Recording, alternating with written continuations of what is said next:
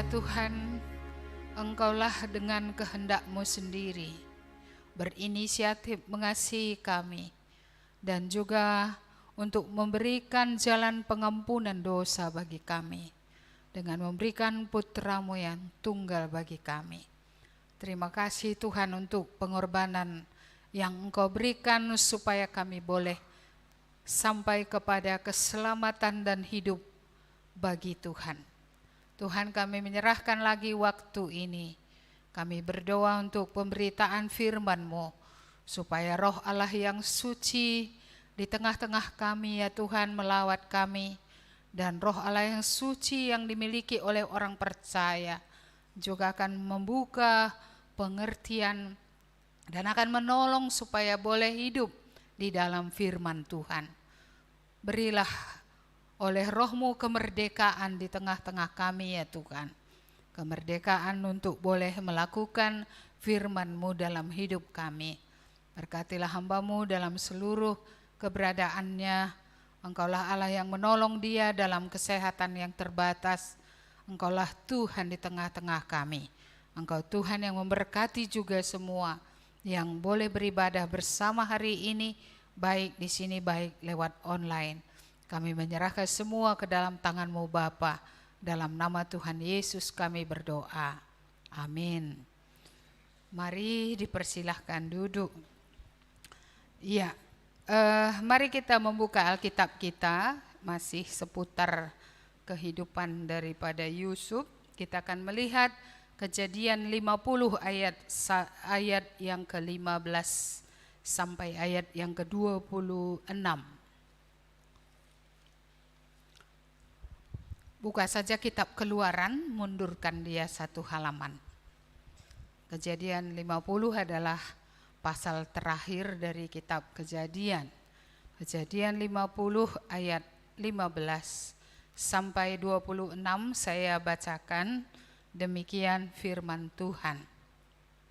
Ketika saudara-saudara Yusuf melihat bahwa ayah mereka telah mati, berkatalah mereka, boleh jadi Yusuf akan mendendam kita dan membalaskan sepenuhnya kepada kita segala kejahatan yang telah kita lakukan kepadanya. Sebab itu mereka menyuruh menyampaikan pesan ini kepada Yusuf.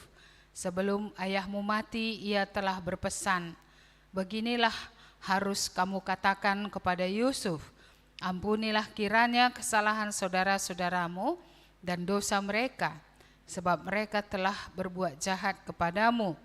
Maka sekarang ampunilah kiranya kesalahan yang dibuat hamba-hamba Allah ayahmu. Lalu menangislah Yusuf ketika orang berkata demikian kepadanya. Juga saudara-saudaranya datang sendiri dan sujud di depannya serta berkata, kami datang untuk menjadi budakmu. Tetapi Yusuf berkata kepada mereka, janganlah takut, sebab aku inikah pengganti Allah? Memang kamu telah mereka-rekakan yang jahat terhadap aku, tetapi Allah telah mereka-rekakannya untuk kebaikan, dengan maksud melakukan seperti yang terjadi sekarang ini, yakni memelihara hidup suatu bangsa yang besar. Jadi janganlah takut, aku akan menanggung makanmu dan makan anak-anakmu juga. Demikianlah ia menghiburkan mereka dan menenangkan hati mereka dengan perkataannya. Adapun Yusuf, ia tetap tinggal di Mesir beserta kaum keluarganya, dan Yusuf hidup 110 tahun. Jadi Yusuf sempat melihat anak cucu Efraim sampai keturunan yang ketiga. Juga anak-anak Makir, anak Manasye, lahir di pangkuan Yusuf. Berkatalah Yusuf kepada saudara-saudaranya, tidak lama lagi aku akan mati. Tentu Allah akan memperhatikan kamu dan membawa kamu keluar dari negeri ini ke negeri yang telah dijanjikannya dengan sumpah kepada Abraham, Ishak dan Yakub. Lalu Yusuf menyuruh anak-anak Israel bersumpah. Katanya, tentu Allah akan memperhatikan kamu. Pada waktu itu kamu harus membawa tulang-tulangku dari sini. Kemudian matilah Yusuf berumur 110 tahun. Mayatnya dirempah-rempahi dan ditaruh dalam peti mati di Mesir. Ya, sampai sedemikian jauh pembacaan firman Tuhan. Saya membuat tema membalas kejahatan dengan kebaikan. Membalas kejahatan dengan kebaikan. Tentu langsung kita mengerti dari mana asalnya tema ini ya. Karena kita tahu apa yang telah dialami oleh Yusuf dalam hidupnya. Iya, kita semua pernah dari sekolah minggu sampai remaja sampai sudah tua mendengar tentang kisah Yusuf. Bagaimana Yusuf itu lahir di masa tua daripada ayahnya. Dia anak yang dikasihi ya, dan mungkin disinilah juga kesalahan Yakub karena sebagai orang tua ya dia lebih mengasihi satu anak dari anak yang lain seperti itu ya, sehingga menimbulkan kecemburuan, iri hati dalam hati saudara-saudaranya. Ditambah lagi dengan mimpi-mimpinya yang membawa mereka ya semakin benci kepada dia, karena ketika ya Yusuf bermimpi, dia tidak pula menahan diri dari menceritakan mimpi kepada saudara-saudaranya, tapi dia menceritakannya kepada mereka semua, bagaimana bulir-bulir gandum saudara-saudaranya menyembah kepada bulir gandumnya ya, dan itu diartikan bahwa saudaranya akan menyembah dia gitu ya. Ya, dan ketika matahari, bulan dan bintang juga ya melambangkan bahwa ikut nanti orang tuanya juga akan menyembah kepada dia, dan itu membuat mereka makin iri walaupun itu adalah mimpi. Ya, mungkin mereka berpikir apakah mimpi ini akan jadi atau anak ini petua-tuakan gitu ya. Apa namanya? Apa sih petua-tuakan? Si Panggarong ya. Iya, seperti itulah, meninggikan di atas yang lain. Iya, dan oleh karena itulah ketika Yusuf pergi gitu ya, disuruh orang tuanya melihat ya saudara-saudaranya yang sudah berangkat dari satu wilayah ke wilayah yang lain menggembalakan ternak mereka yang banyak gitu ya. Mereka punya niat untuk membunuhnya. Ini kan luar biasa mengerikan. Bagaimana orang yang sedarah bisa punya hati, tidak ada kasih seperti itu, ingin membunuhnya. Cuma karena Ruben bermaksud menyelamatkan dia, Ruben bilang, mari kita masukkan dia ke dalam sumur. Dia berpikir nanti kalau ada waktu yang tepat aku akan keluarkan dia dari sini. Dia tidak berani juga terang-terangan kepada saudaranya yang lain untuk rencananya itu. Ya, tapi ketika Ruben tidak di tempat, pedagang datang ya yang melintasi daerah di mana mereka menggembalakan ternak, ya maka saudara-saudaranya ini mengeluarkan Yusuf dari sumur. Untunglah sumurnya enggak penuh dengan air ya, sehingga dia tidak mati kelelap di dalam. Dia diangkat dari sumur itu, lalu kemudian dia dijual, sekalipun dia menangis, sekalipun dia merintih, saudaraku katanya, tapi mereka tidak mendengarkan dia. Bisa kita bayangkan apa yang akan kita lakukan atau apa tekad dalam hati kita jika kita mengalami hal seperti itu. Ya, saya tidak tahu apakah kita semua memiliki hati yang bersih ya, yang tidak mau membalas. Tapi kalau kita lihat semua kisah film isinya semua apa? Pembalasan, dendam semua.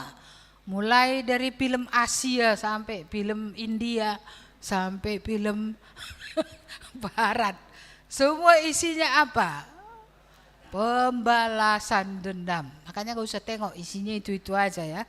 Iya, jadi mau membalas. Berarti inilah yang ada dalam hati orang ketika pahit rasanya. Iya, ketika pahit rasanya susah untuk melupakan, susah untuk mengampuni, ya. dan terus mengingat-ingat sampai ya lama pun diingat-ingat. Saya teringat masa lalu, saya punya teman SKT yang pernah saya ceritakan, saudara-saudara 7 tahun pun tahan saya nggak ngomong. Ini hati orang karo, di luar Tuhan Yesus. Hati yang penuh dengan ingatan, bukan ingatan akan kebaikan orang, ingatan akan kejahatan, atau ingatan tentang hal-hal trauma masa lalu. Makanya trauma-trauma kita di masa lalu ini, udah pun hari ini kita udah mendengar tentang Tuhan, banyak yang belum selesai juga. Makanya nggak maju-maju rohani kita ya. Iya, kita terus berpusat pada apa perasaan kita.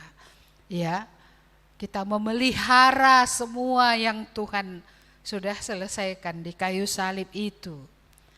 Walaupun Tuhan Yesus sudah mati untuk itu, kita terus seperti seorang pedagang yang naik kereta lembu yang dulu sering kita dengar ceritanya, masih menjunjung beban di atas kereta lembu. Ibarat naik mobil hari ini, udah naik mobil pun tetap tas ranselnya di punggung. Iya, seperti itulah, dibawa terus. Iya, maka apalah enaknya ikut Tuhan, kan gitu ya. Apa enaknya ikut Tuhan? Gak enak kok ikut Tuhan ini. Iya, kenapa gak enak? Ranselnya dibawa terus di punggung. Padahal bisa diturunkan. Bisa lepas. Bisa, jika anak itu memerdekakan kamu, kamu pun iya benar-benarnya kita merdeka. Hah? Yang gue mesran jawab semua.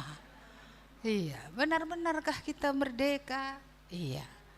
Apakah masih kita ingat ya ketika kita diperlakukan tidak adil oleh orang tua kita? Anaknya sudah anaknya yang itu. Kalau itu yang minta langsung kasihnya. Kalau nggak nangis dulu nggak dapat. Nah, kira-kira gitu ya.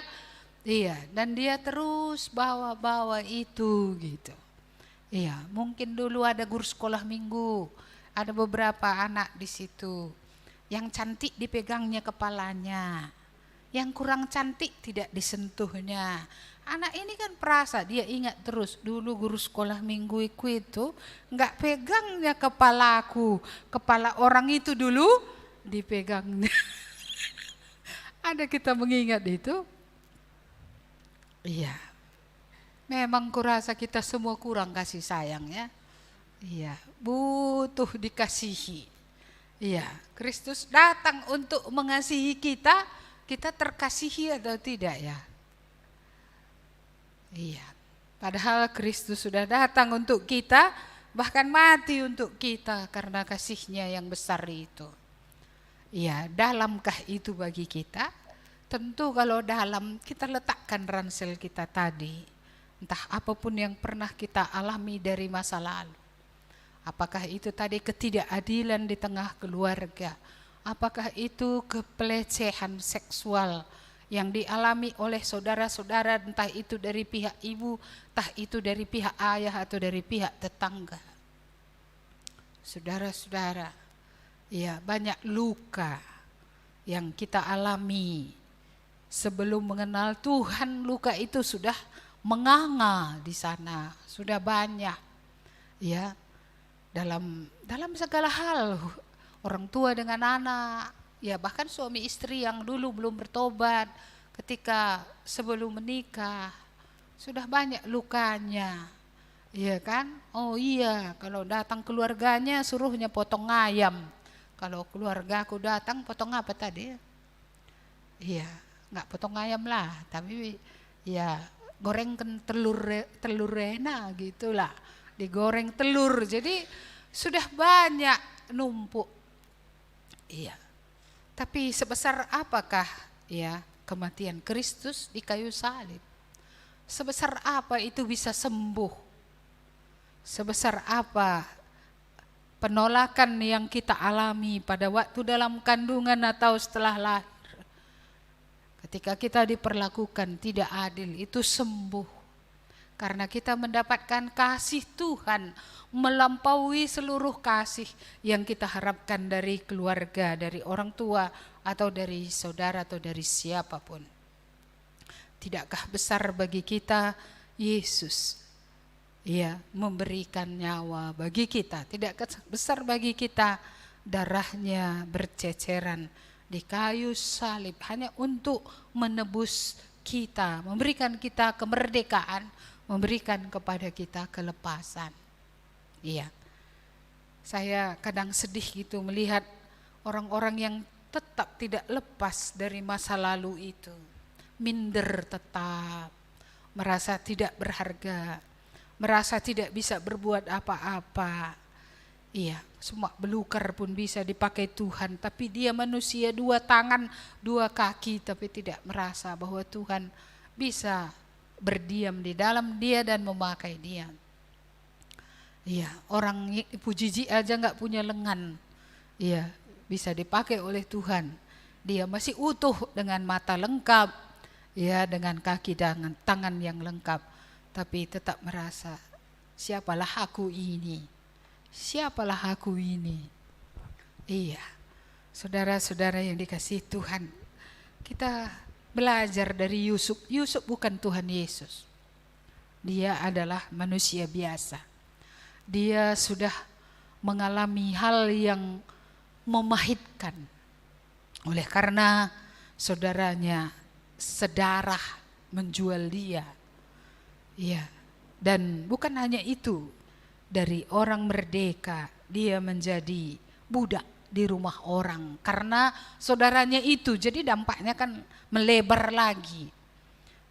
Karena akhirnya dia dijual lagi oleh pedagang yang membeli dia kepada orang di Mesir, kepada Potifar gitu ya. Dan di sana dia menjadi budak. Dan tidak cukup hanya itu saja, dia sudah kerja dengan tekun sebagai anak manja, nggak bisa manja lagi. Dia bertanggung jawab, bekerja. Mungkin kalau dia nggak kerja nggak dikasih makan kali sebagai budak ya. Itu hukumannya bisa saja. Dan bukan saja tidak makan, dicambuk pun bisa juga. Karena kalau namanya budak kan terserah kepada tuannya. Kalau tak ada dilihat tuannya gunanya, untuk apa diberi makan? Masih ingat anak yang hilang itu, lebih baik ngasih makan babi daripada ngasih makan kau katanya. Nasi babi pun gak mau dikasihnya sama anak bungsu yang sudah berlanglang buana mencari isi hatinya, berakhir dengan penderitaan. Jadi seperti itulah hidupnya. Dia berjuang, dia benar-benar kerja keras. Dan satu yang tidak pernah hilang, Tuhan. Tuhan tidak pernah hilang dari ingatannya, dari hidupnya. Sehingga segala hal bisa dihadapinya, tapi dia menunjukkan matanya kepada Tuhan. Belum cukup itu ya. Belum cukup. Ketika dia sudah mulai dipercaya di rumah itu, diberi kedudukan. Kan begitu ya? Apa yang terjadi? Difitnah. Dia mau memperkosa saya. Kata istri Potifar, padahal siapa yang mau memperkosa siapa? Justru istri Potifar yang mau memperkosa Yusuf. Tapi dia yang bilang Yusuf itu datang untuk melakukan niat yang tidak baik kepada saya.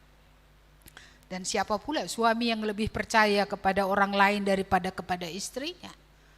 Dia mempercayai perkataan istrinya, dan sekalipun entah mungkin ada juga kesangsian ya, karena selama ini dia sudah lihat kinerja Yusuf, sudah lihat cara hidup Yusuf, sudah lihat bagaimana Yusuf itu sebenarnya. Tapi namanya istrinya. Maka kita melihat Yusuf ditangkap, dimasukkan ke penjara sampai kegenapan waktu Tuhan. Saya share waktu itu di beberapa kelompok Mazmur 105 itu, bahwa Tuhan sedang mengirim Yusuf mendahului ke Mesir untuk persiapan karena akan datang kelaparan di bukan seluruh Mesir saja, seluruh dunia. Justru untuk mempersiapkan pemeliharaan hidup bukan saja satu bangsa Israel, tapi juga pemeliharaan hidup manusia. Pada waktu itu dia dari kacamata Tuhan, dia disuruh mendahului berangkat ke Mesir. Ya, ini mata Tuhan. Tapi kalau mata Yusuf melihatnya bagaimana? Ikaikin kerina apa ini semua? Ya, kalaulah boleh dia mengeluh, ya dia akan mengatakan ini kok satu belum habis Tuhan, yang lain datang lagi gitu, walaupun itu tidak tertulis dalam Alkitab. Dari kacamata Yusuf seolah-olah penderitaan ini silih berganti gitu, nggak pernah berakhir-berakhir. Tapi Allah sedang menyiapkan dia untuk memelihara kehidupan suatu bangsa. Iya, kadang kita pun nggak ngerti apa yang akan terjadi ke depan. Iya. Saya juga di Zoom kan, ada Zoom remaja, ada Zoom remaja dan pemuda. Itu kan supaya orang yang di luar kota bisa ikut belajar seperti itu, dan yang di dalam kota yang tidak ikut hadir di sini bisa ikut lewat Zoom seperti itu. Tapi ada yang bilang, berapa kali kami seminggu Zoom ini gitu. Tapi ada satu anak yang cukup bijak menjawab, kesempatan emas ini mungkin nanti ada waktunya kita nggak bisa belajar sedalam ini lagi. Iya, saya pun berpikir begitu juga. Kenapa ya gitu. Terus di sisi lain saya melihat lagi perkembangan dunia ini seperti apa, resesi negara-negara maju, dan itu pasti akan berdampak juga terhadap Indonesia. Sekalipun Ibu Sri Mulyani Menteri Keuangan dan yang lainnya pakar-pakar keuangan Indonesia sudah berusaha supaya kita tidak memiliki imbasan resesi yang sangat luar biasa ke depan. Tapi kalimat Jokowi di G20 itu saya tetap ingat. Tahun ini tahun gelap, tahun depan lebih gelap. Saya rasa itu bukan ucapan yang asal bunyi. Itu satu ucapan yang pasti mengandung penelitian yang oleh pakar-pakar seperti itu gitu ya kan. Iya. Jadi kalau sudah dalam tanda kutip lah, walaupun entah itu bukan nubuatan, tapi itu berdasarkan research dan berdasarkan lapangan ekonomi keuangan dunia pada waktu ini, tapi itu kan patut dipertimbangkan, patut didengarkan. Sebagai orang percaya jangan hanya mendengar berita lalu tidak menangkap, lalu tidak berdoa. Ya, kalau kita sudah mendengar itu berarti kita perlu berdoa. Kalau sudah dikatakan tahun gelap, tahun ini gelap, tahun depan lebih gelap, itu kan gimana gitu ya kan? Apakah kalau kita memikirkan bagaimana tahun gelap besok itu tidak beriman? Saya rasa enggak juga. Justru karena kita beriman, kalau kita sudah mendengar, kita akan berdoa lebih banyak. Kita akan bertekun lebih banyak, dan kita juga akan mempersiapkan diri menghadapi keadaan sulit lebih banyak. Kita memang tidak tahu kapan antikristus datang. Jika antikristus datang, semua Alkitab dikumpulkan, dibakar. Sekarang aja produksi Alkitab sangat menurun karena nggak ada yang beli. Semua orang hanya lihat HP, Alkitab lewat online. Kalau satu saat Alkitab lewat online dihapus, so what? Kertas juga tidak dicetak lagi, yang online akan dihapus. Bagaimana kita memelihara rohani kita? Saudara-saudara, dulu memang Yerusalem adalah pusat peribadatan ya. Semua orang datang ke Yerusalem untuk beribadah. Hari ini juga gereja masih adalah pusat peribadatan di mana orang-orang percaya berkumpul bersama-sama memuji, menyembah Tuhan dan mendengarkan Tuhan. Ya, tapi kita harus memiliki balance untuk hidup ke depan yang kita tidak tahu ini. Ya, keluarga harus juga menjadi pusat peribadatan. Itu sebabnya saudara-saudara, saya sangat menginginkan keluarga-keluarga ini untuk benar-benar punya ibadah. Ya, karena paling tidak, kalaupun suatu saat misalnya kita tidak berharap ini terjadi dalam waktu yang dekat, ya kan? Iya, tapi seandainya tidak boleh orang berkumpul, tapi orang kan masih bisa berkumpul dengan anggota keluarganya.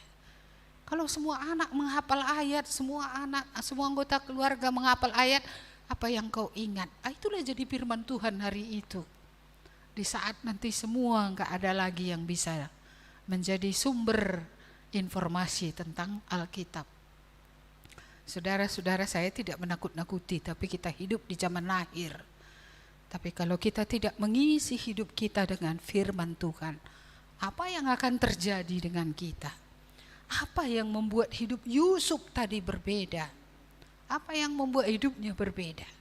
Penderitaan boleh datang silih berganti, tapi ada satu yang tetap di dalam dia, imannya kepada Tuhan yang sudah dia dengarkan ketika dia masih di rumah ayahnya, ketika dia masih kecil.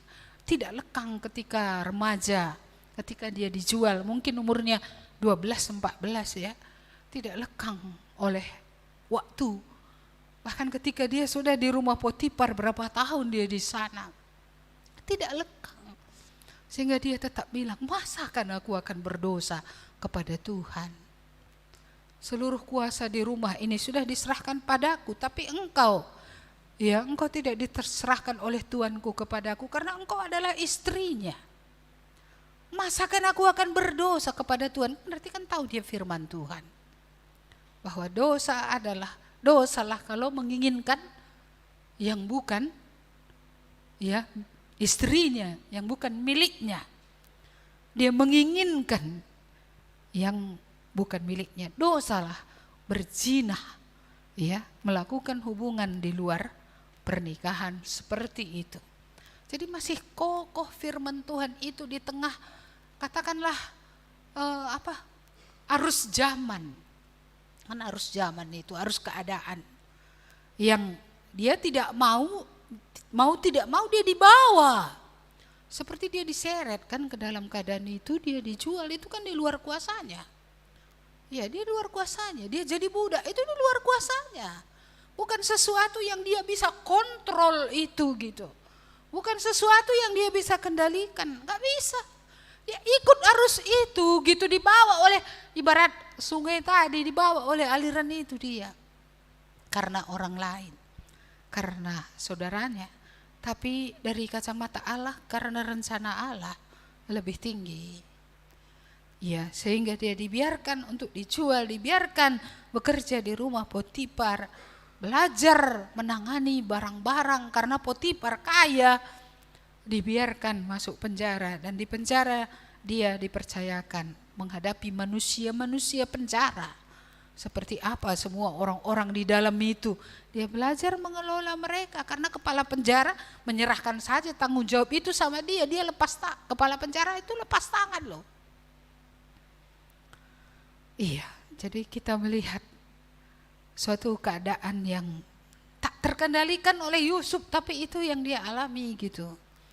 Tetapi keadaan itu tidak membawa dia kepada menyalahkan Tuhan, lalu membuat kepahitan dalam hatinya. Awas kok ya gitu ya kan, awaslah. Suatu saat ketika mimpiku akan jadi kenyataan, awas kok semua. Ya kan, disimpannya dendam dalam hatinya. Justru itu yang enggak ada. Tapi banyak orang tetap disimpannya kepahitan. Padahal kalau dia dilepaskan Tuhan dari situ, justru dialah alat yang paling hebat untuk menolong orang yang mengalami kepahitan juga dalam hidupnya. Orang yang pernah ditolak, orang yang pernah menderita. Apakah merasa orang yang gak pernah menderita bisa melayani orang menderita? Susah, gak masuk. Kenapa gak masuk? Ya karena dia enak kok hidupnya, kan gak masuk. Tapi coba kalau orang yang menderita, yang menceritakan bagaimana Tuhan, masuk karena dia juga melihat orang itu pernah mengalaminya. Ini kawanku, merasa senasib dia. Masuk. Saudara-saudara, tidak ada orang yang tidak berguna kalau dia sudah datang kepada Tuhan dan sudah dilepaskan oleh Tuhan. Mari kita lihat tentang Yusuf ini tadi, ayat 15. Ketika saudara-saudara Yusuf melihat bahwa ayah mereka telah mati. Ini masa yang baru lagi. Boleh jadi Yusuf akan mendendam kita dan membalaskan sepenuhnya kepada kita segala kejahatan yang telah kita lakukan kepadanya. Sadar enggak mereka jahat? Sadar. Selama ini berlindung di bawah siapa? Yakub masih hidup. Hormat pula Yusuf kepada Yakub. Iya, karena ayah kita masih hidupnya itu, maka gitu dia sama kita. Maka mereka ketakutan lagi. Ya, inilah dikejar oleh kesalahan itu terus. Mereka ketakutan lagi. Bagaimana ini? Ayah kita sudah mati. Ayat 16, sebab itu mereka menyuruh menyampaikan pesan ini kepada Yusuf. Pakai perantara ya. Iya, sebelum ayahmu mati ia telah berpesan. Ayat 17 pertengahan, ampunilah kiranya kesalahan saudara-saudaramu dan dosa mereka, sebab mereka telah berbuat jahat kepadamu. Maka sekarang ampunilah kiranya kesalahan yang dibuat hamba-hamba Allah ayahmu. Maksudnya saudara-saudaranya tadi. Lalu menangislah Yusuf ketika orang berkata demikian kepadanya. Menyesalnya saudara-saudaranya ini kemudian. Iya, artinya sampainya mereka kepada kesadaran bahwa mereka telah bersalah dengan menjual Yusuf atau dengan menyakiti Yusuf sedemikian. Bahkan saudara-saudaranya datang sendiri tadi dan berkata, kami datang untuk menjadi budakmu. Ayat 19. Tetapi Yusuf berkata kepada mereka, janganlah takut, sebab aku inikah pengganti Allah. Saya rasa ayat kuncinya, ayat 20 ini, memang kamu telah mereka-rekakan yang jahat terhadap aku. Jadi Yusuf pun gak bilang bahwa mereka baik. Kamu memang jahat terhadap aku. Tetapi Allah telah mereka-rekakannya untuk kebaikan, dengan maksud melakukan seperti yang terjadi sekarang ini, yakni memelihara hidup suatu bangsa yang besar. Jadi mata Yusuf tertuju kepada Tuhan dan rencana Tuhan, bahwa dia menderita, dipersiapkan ya untuk memelihara sebuah kehidupan. Kalaulah kita bisa membawa segala-galanya kepada Tuhan dan percaya bahwa Tuhan itu memiliki rancangan ke depan untuk hidup kita, betapa akan sangat indah. Daripada kita terus menyalahkan realita dan menangisi nasib, daripada kita terus menyesali hari-hari yang ada. Saudara-saudara yang dikasihi Tuhan, disitulah saya rasa kelebihan Yusuf. Dia memandang kepada Tuhan, dia memegang erat firman Tuhan, menjaga hatinya untuk tidak berdosa. Dia menjalani semua itu dengan kesabaran dan ketabahan, karena cukup lama masa penderitaannya ini. Silih berganti, tetapi oleh kekuatan pengenalannya akan Tuhanlah, maka dia sampai berkata, kamu boleh mereka-rekakan yang jahat, tapi Allahku itu mereka-rekakan yang baik. Dan untuk memelihara kehidupanlah aku telah mendahului kamu di Mesir.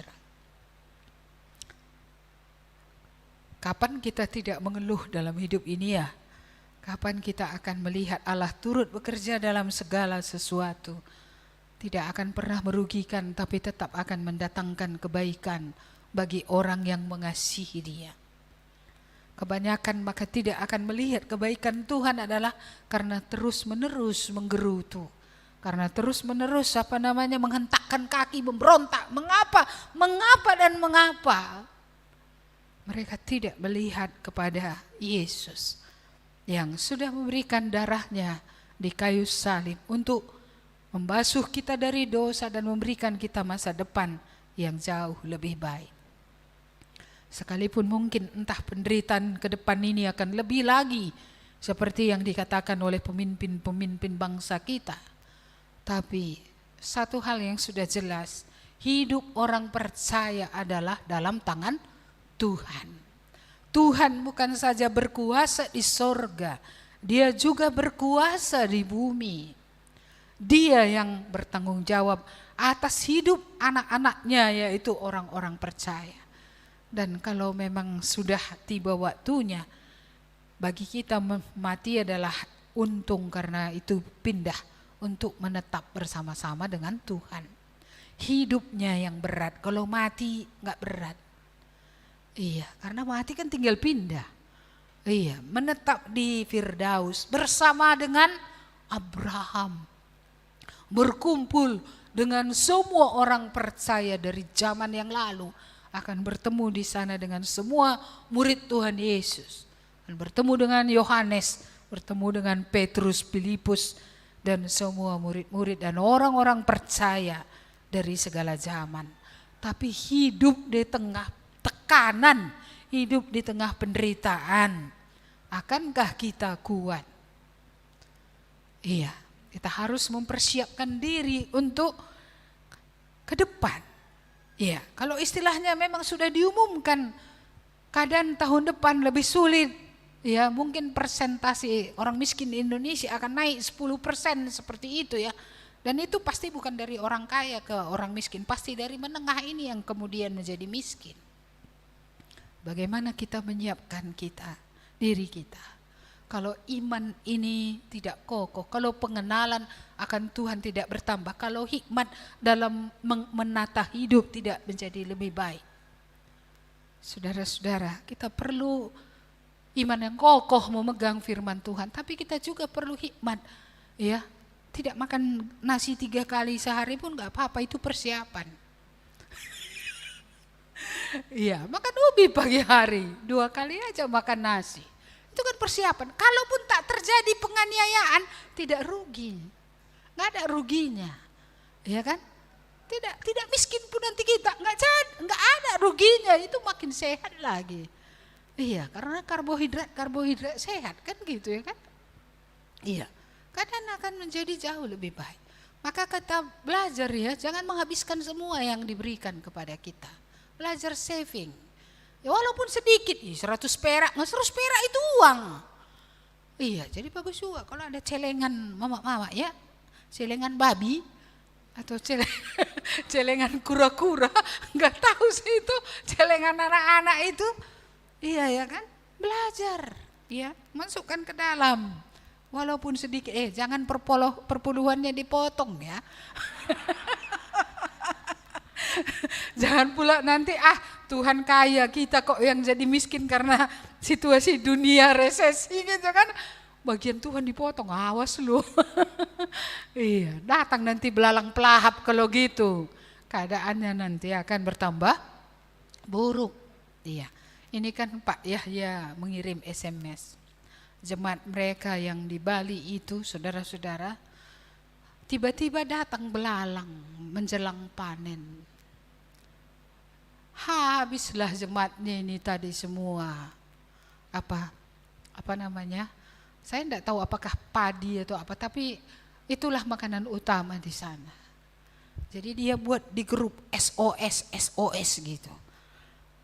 Dia cerita bahwa jemaat mereka tidak panen kelaparan. Iya, itu dimasukkan di grup Muria berdoa ya.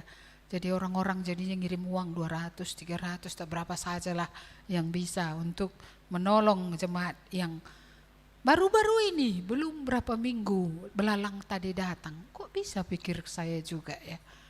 Kok kayak tulah di Mesir lagi ini gitu. Belalang datang, dulu kan belalang datang ke Mesir. Ini kok belalangnya datang bukan di Mesir saja, tapi juga kena juga orang yang dalam tanda kutip Kristen lah, kan begitu ya. Iya, saya tidak tahu zaman seperti apa yang sedang kita hadapi ini gitu ya. Ya saya menelepon Nopa juga, gimana gereja kita di Tarutung Nop, nggak runtuh ku bilang, karena gempa bumi 6 skala Richter itu kan bukan dari air, bukan dari danau, itu kan dari daratan. Iya, karena saya lihat jalan ke Salib Kasih itu kan runtuh. Ya, gereja GKMI di Tarutung itu di jalan menuju ke salib kasih itu. Iya, jadi makanya saya telepon dia, runtuhkah gereja kita gitu. Iya, dia bilang, Kak, enggak, cuman asbes-asbesnya aja yang turun ke bawah lah, seperti itu, bukan kerusakan yang besar gitu. Iya, tapi gereja-gereja yang lain banyak yang runtuh. Iya, kalaupun tak runtuh, retak semua gitu sehingga tidak bisa dipakai. Kerugian ya saya rasa sangat besar sekali. Padahal kalau dipikir-pikir kok bisa ya daerah yang tidak ada laut yang luas tapi mengalami gempa bumi. Ya, semua sudah dinubuatkan. Kesukaran ini siapkanlah diri gitulah. Artinya janganlah lagi dalam mindset kita teologi kemakmuran ini bahwa ikut Tuhan ini nanti mobil nomor 1, makanan nomor 1, berkat nomor 1, semua nomor 1. Tidak. Bahwa Tuhan menyertai, bahwa Tuhan memelihara. Walaupun itu ubi tadi tapi Tuhan memelihara, ya kan? Tuhan memberi kita kekuatan menghadapi tekanan demi tekanan.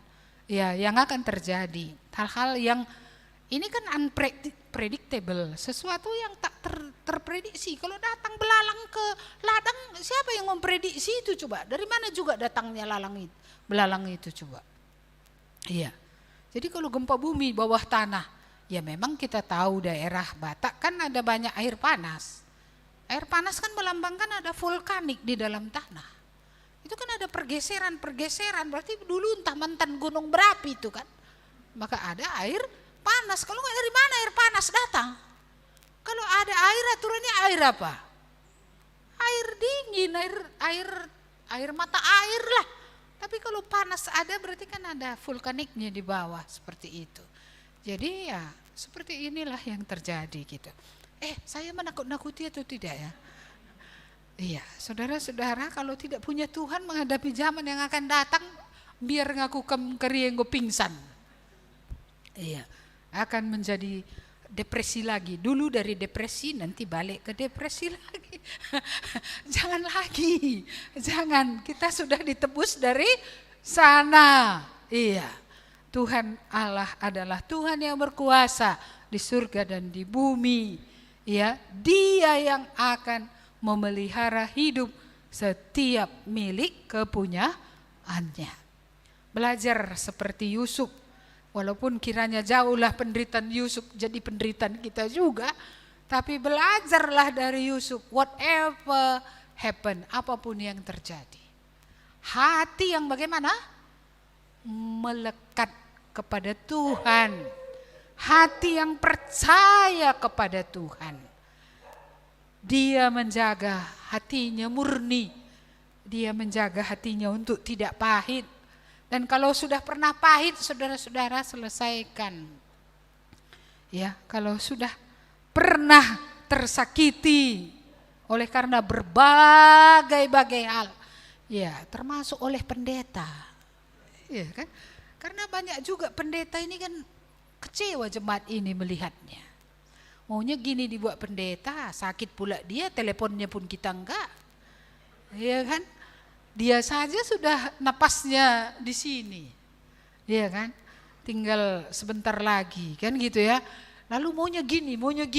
Iya, enggak bisa lagi dia. Iya. Ada orang yang bilang gini, kunjungi kami katanya. Bukan aku enggak mau mengunjungi. Vaksin pun aku enggak bisa. Orang yang tak vaksin apa bisa naik pesawat? Ya kalau vaksin 2 kali udah bisa naik pesawat. Apalagi sudah booster. Ini jangankan 2 kali, 1 kali pun gak pernah. Lalu datanglah kemari, menyeberanglah kemari katanya. Kayak mana kita buat? Jadi memang semua nanti akan ada waktunya. Semua akan ada masanya. Iya. Jadi terbatas mungkin apa yang dia bisa buat. Entah bagai surah-surah lah, baca bagaimana. Ada yang kamu inginkan enggak disampaikan seperti yang kamu mau itu gitu. Jangan-jangan pahit hati Ndo, asal tengok Ndo buka pendeta kan. Ya, seperti itu. Ampunilah pendeta Ndo ya. Iya. Dia juga manusia biasa, dia berjuang kok. Iya, menyerahkan hidupnya kepada Tuhan, kepada jemaat, melakukan yang terbaik yang dia bisa dengan pertolongan Tuhan. Walaupun juga enggak sempurna, kita sesama manusia saling mengampuni, saling merendahkan diri. Berharap kepada siapa? Tuhan. Melekat seperti Yusuf kepada Tuhan. Iya, tidak ada orang lain menolong Yusuf pada masa penderitaannya. Tidak ada imam nabi pada waktu itu. Tapi Tuhan mengubahkan situasi hidup yang dia hadapi. Tuhan yang mengubahkannya. Jadi disinilah belajar juga tidak berharap kepada manusia. Walaupun manusia pun kalau bisa dia akan menolong kita sejauh yang bisa. Tapi ada waktunya memang gak bisa manusia menolong. Ketika tidak bisa manusia menolong, siapa yang kamu harapkan menolong? Iya, Tuhan. Maka melekatlah pada Tuhan. Pendeta terbatas, Tuhan tidak.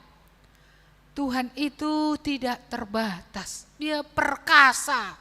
Dia juga maha baik. Dia juga maha kasih. Kasihnya sempurna. Pemeliharaannya juga sempurna. Dia sanggup memeliharakan yang sudah dipercayakan kepadanya. Ya, makanya kalau dibilang resesi, dibilang tahun lebih gelap, ya saya memang sudah bisa melihat itu gitu ya. Tapi satu hal, Tuhan dulu pun Engkau-Nya mencari kami dari sorga.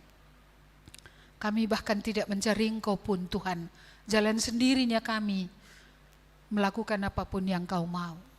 Tapi Engkau-Nya yang datang ke jalan hidup kami, menyatakan diri-Mu, memberikan anugerah, sehingga kami boleh percaya hari ini, sehingga kami boleh diselamatkan hari ini. Maka Engkau juga yang akan melanjutkannya. Engkau telah memulai, Engkau meneruskannya sampai pada hari Kristus Yesus datang kembali. Allah yang akan memenuhi apa yang kita butuhkan. Sama seperti Allah memenuhi apa yang Yusuf butuhkan. Mungkin dia pernahnya sedih walaupun tak ditulis. Penghiburannya pasti adalah Tuhan. Kepada siapa dia mengadu dalam semua ini? Saya yakin kepada Tuhan yang dia percayai. Sampai waktu kegenapan daripada segala sesuatu, Tuhan bilang, sudah cukuplah penderitaanmu. Dan ketika Tuhan bilang, sudah cukup, ya, maka apa yang terjadi?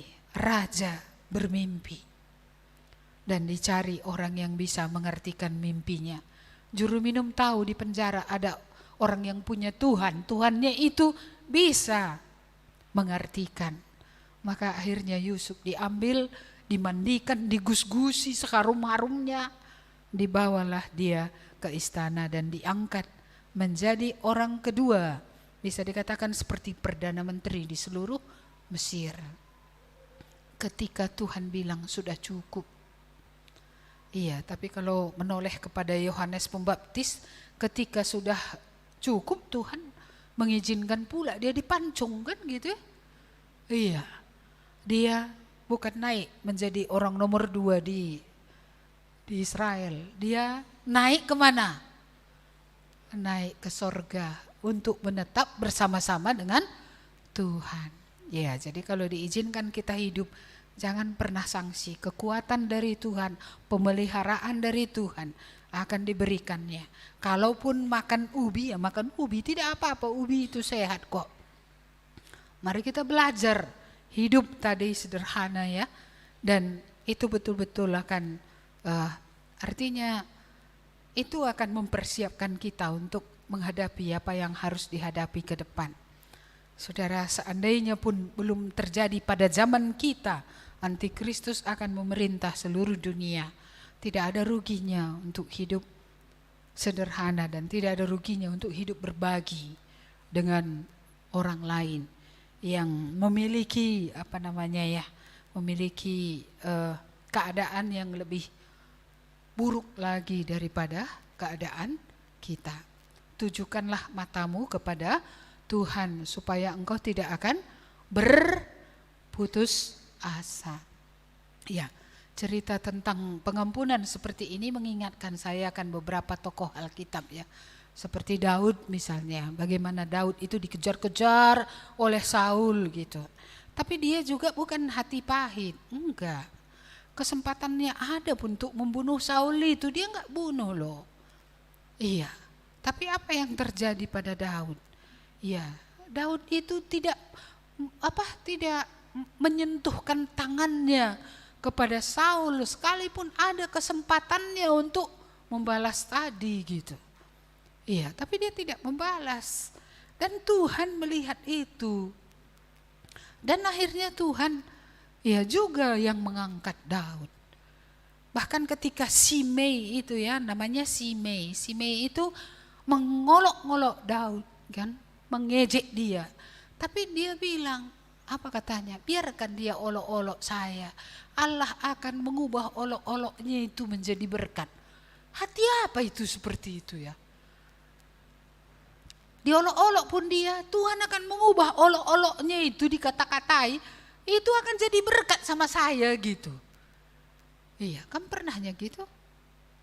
Diejek orang, makin diejek aku makin diberkati gitu kan.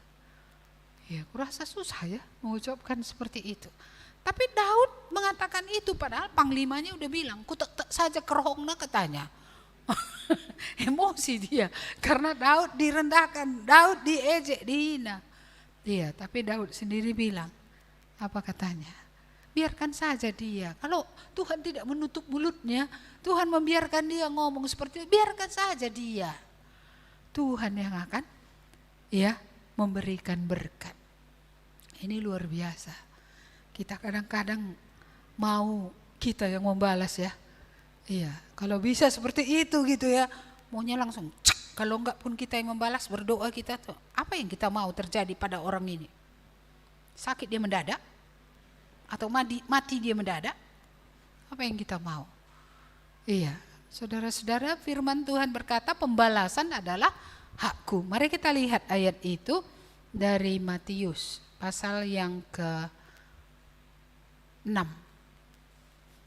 Kita hubungkan dengan Matius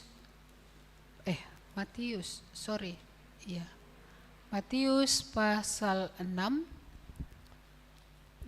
Nanti kitab Roma ya, Matius 6 dulu ayat yang ke-12.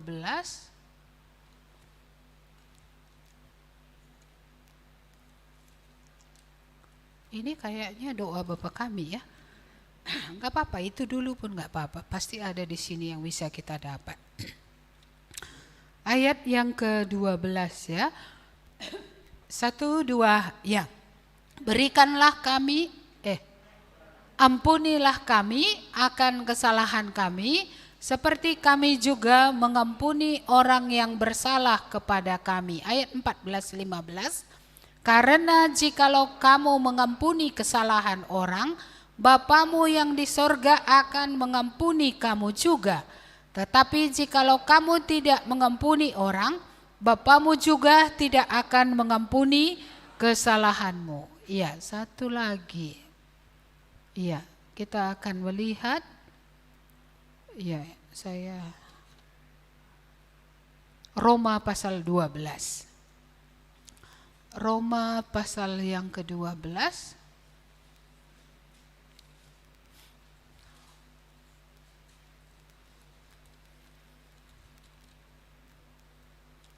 Dari ayat 17. Iya, sama-sama kita membaca sampai ayat yang ke-21. 1, 2, iya. Janganlah membalas kejahatan dengan kejahatan. Lakukanlah apa yang baik bagi semua orang. Sedapat-dapatnya kalau hal itu bergantung padamu, hiduplah dalam perdamaian dengan semua orang. Saudara-saudaraku yang kekasih, janganlah kamu sendiri menuntut pembalasan, tetapi berilah tempat kepada murka Allah. Sebab ada tertulis, pembalasan itu adalah hakku. Akulah yang akan menuntut pembalasan, firman Tuhan. Tetapi jika seterumu lapar, berilah dia makan. Jika ia haus, berilah dia minum. Dengan berbuat demikian, kamu menumpukkan bara api di atas kepalanya. Janganlah kamu kalah terhadap kejahatan, tetapi kalahkanlah kejahatan dengan kebaikan. Pembalasan adalah hak siapa? Hak Tuhan. Iya. Jadi pembalasan adalah hak Tuhan. Kadang kita ingin kita yang membalas. Tapi kalau terjadi sesuatu, katakanlah ada orang tua kita berbuat yang tidak baik pada kita. Kalau terjadi sesuatu pada dia, kita senang atau enggak ya? Ya kan, kita tadi sakit hati kali berdoa kita. Ya kan? Sakit dia, rusak matanya satu. Kira-kira senang kita atau enggak ya? Atau karena doa kita, sakit jantung dia tiba-tiba, mati dia. Senang kita. Ya. Tapi kan mau membalas. Jadi mau unduh apa yang terjadi coba? Iya, atau seperti yang dikatakan firman ini, kita nggak mau membalas, tapi Tuhan mau balas. Kira-kira kita senang juga atau enggak ya? Atas permintaan kita tadi ini loh, Tuhan begini kali lah dibuatnya sama aku. Kata Tuhan, didengarnya dari surga. Ya kan? Dia buat sesuatu, kayak mana kira-kira? Senang kita? Enggak senang pun kamu kalau marah nanti Tuhan, enggak bisa kamu stop juga itu. Enggak bisa di stop kan? Iya, jadi apa yang harus kita lakukan? Ampunilah. Iya, lagi pula firman Tuhan berkata, bukti bahwa dalam bagi kita pengampunan Tuhan, kita juga mau mengampuni orang lain. Masih ingat ya, seorang yang banyak utangnya itu yang dilupakan, lalu kemudian kebaikan dia balas dengan kejahatan. Bukan kejahatan dia balas dengan kebaikan, itu dia sudah menerima kebaikan dari Tuhan, dari Raja. Lalu kemudian dia sekarang buat jahat, tariknya leher baju orang. Apa yang terjadi? Iya, Raja membatalkan penghapusan hutangnya yang banyak itu. Iya, apa yang dikatakan? Dia ditangkap, dimasukkan ke dalam tutupan, ya, sampai nanti dia membalaskan hutangnya. Apa arti ayat itu? Begitu juga kamu, kalau kamu tidak mau mengampuni, maka Tuhan juga akan menuntut daripadamu. Ya, Tuhan menuntut dari kita. Saudara-saudara yang dikasihi Tuhan, sebenarnya jauh lebih enak kalau bisa mengampuni. Kita pun lebih plong, orang lain pun bisa beroleh anugerah. Ya, ataukah seperti yang saya katakan tadi, kita memang ingin dia tidak beroleh anugerah selama-lamanya? Apa kita ingin dia celaka selama-lamanya bahkan binasa? Saya rasa bukan itu yang kita inginkan. Lepaskanlah pengampunan. Ya, ampunilah. Seperti Tuhan tidak mengingat-ingat dosa kita, mari kita mengampuni orang yang bersalah kepada kita. Iya, Petrus pernah bertanya, berapa kalikah Tuhan aku mengampuni saudaraku? 7 kali. Menurut Petrus 7 kali itu udah banyak. Lalap ulihina salahna, terus diulanginya kesalahannya gitu ya kan. Tapi Tuhan menjawab 70 kali 7 kali, artinya kapan dia datang kepadamu, engkau harus mengampuni dia. Kita berapa kali diampuni Tuhan? Hanya 1 hari, 1 kali pada waktu bertobat? Tidakkah pernah kita mutung lagi? Tidakkah pernah kita cemberut lagi, marah lagi, ya, berdosa lagi? Saudara-saudara, Tuhan kalau diperhadapkannya kesalahan kita di depan wajah kita, siapa yang bisa tahan, kata pemazmur. Enggak akan tahan kita kalau diputar terus film, ya, dosa kita di hadapan mata kita. Tapi Tuhan adalah Tuhan yang mengampuni, ya, dan Tuhan menyucikan kita dari dosa kita. Mari kita seperti Tuhan mengampuni, kita melepaskan pengampunan. Kalau belum selesai nanti Tuhan dengan orang itu, Tuhan akan buat sesuatu, enggak perlu kita. Tuhan akan buat sesuatu. Tuhan akan tekirkan kupingnya, ya. Atau seperti yang diceritakan Pak Bangun, Jakub poklek kakinya. Nah, itu terserah Tuhan lah, macam mana Tuhan buat. Bagaimana supaya ya Jakub itu betul-betul menyadari dan tidak lagi pakai pikirannya sendiri untuk membenarkan diri, bahkan untuk menyogok Esau supaya bisa mengampuni dia. Tuhan memiliki metode sendiri menghadapi tiap-tiap orang. Tapi bagi kita, mari kita belajar firman Tuhan ini tadi, jangan balas ya kejahatan dengan kejahatan, tapi balaslah kejahatan dengan kebaikan. Kalahkanlah kejahatan, karena sebenarnya kejahatan adalah berasal dari si gelap. Kebaikan berasal dari Tuhan.